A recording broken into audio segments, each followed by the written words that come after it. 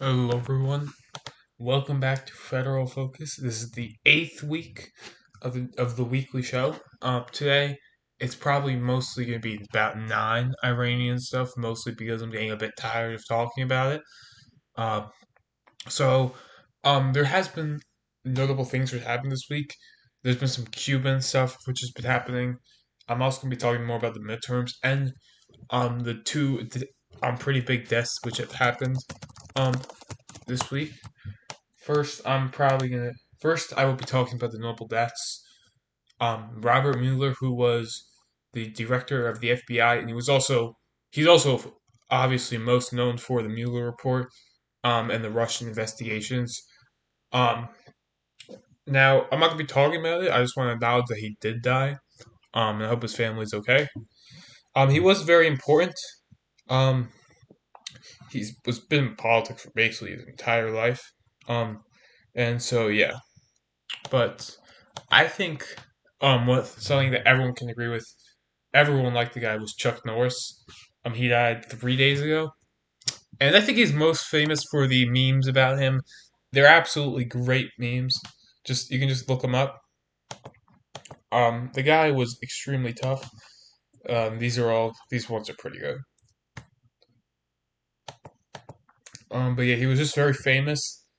Everyone basically liked him. I don't know who didn't like him, but yeah. So hopefully he's doing well. Well, actually, he's not doing well because he's dead.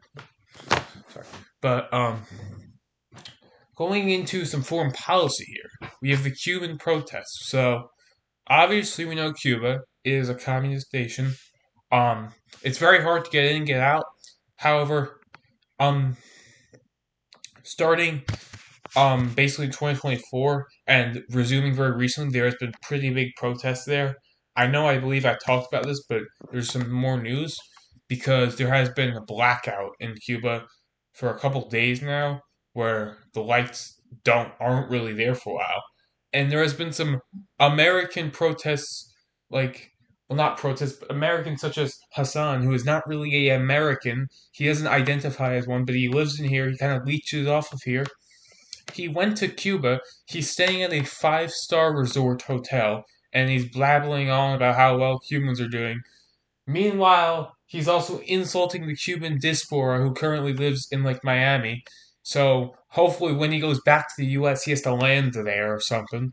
It probably wouldn't go very well for him. He also tried to stream from there. He was able to stream, but it was very low quality, and then he started blaming the U.S. for it. He also blamed the U.S. for him staying at a five-star resort. So, out of my rambling there, um, there's multiple reasons why this has been happening. I think the main reason is because the oil supply from Venezuela has completely gone out since Maduro was captured. They used to get basically all their supplies from there, because there has been U.S. blockades and stuff, um, which notably excludes medical stuff, medical supplies. So that's not why it's happening. It's because they're very poor. Because they're obviously communists, and so unlike the Iran protests recently, these seem more low key. These aren't really they're not really accomplishing much, but they have been important so far. I know Marco Rubio has said some stuff about Cuba. Listen, I'm not going to say anything's that happened, but it would not be the most surprising in the world if we take their leader.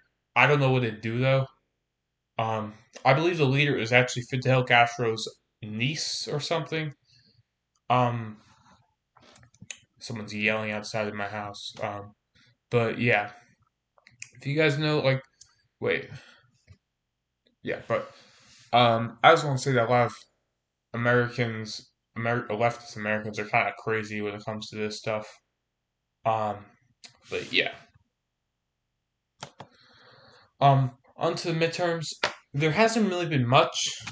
I just want to update you guys on the California governor race, which I don't know if I've talked about, but it's very interesting because there has been some more polls related to it, and it shows the Republicans still have a chance of winning this, which is going to be it's really strange to say. I believe I did talk about this, but it was a couple months ago here. So we can see with the recent polls that came out. As we can see here, they are currently leading it in two out of three here, which would mean if this was correct, if the polls were correct here, Republicans would win the governorship in California. Now, of course, it's not going to happen. Well, let's say it's unlikely to happen. Someone's going to drop out. Or I mean someone, I mean like 10 people. There's currently 76 people on the ballot. I'm not joking. Look at these candidates. There's so many damn candidates. Look, there's like 30 independent candidates. What, you guys are not winning, okay? Um, but I believe because there's two main. The reason why it's the case is it's a jungle ballot, which means everyone's on the same ballot, and the two top people are advancing.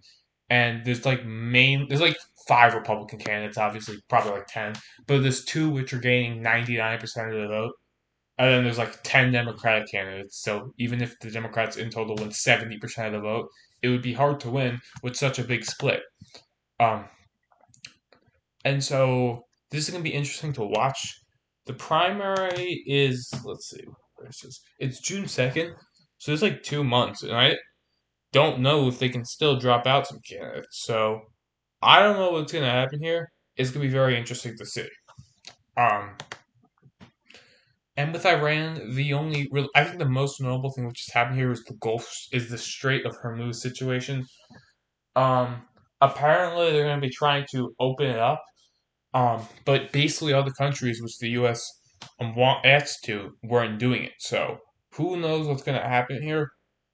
I think that this is going to last for some time. I don't think he'll still be going by the midterms. If it's still going by the midterms, it would not be a fun midterms for the Republicans.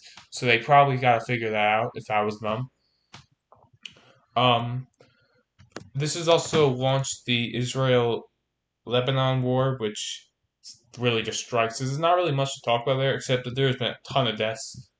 Um, Currently in this war, it's probably like 5,000. Not five. There's been like at least 1,000 deaths, mainly in Lebanon, just because of that. I believe there's also 1 million people who are evacuated, so it's a very difficult situation right now. Everything's always a difficult situation. There's never peace in the world, and it's very sad. But that's going to be all for today.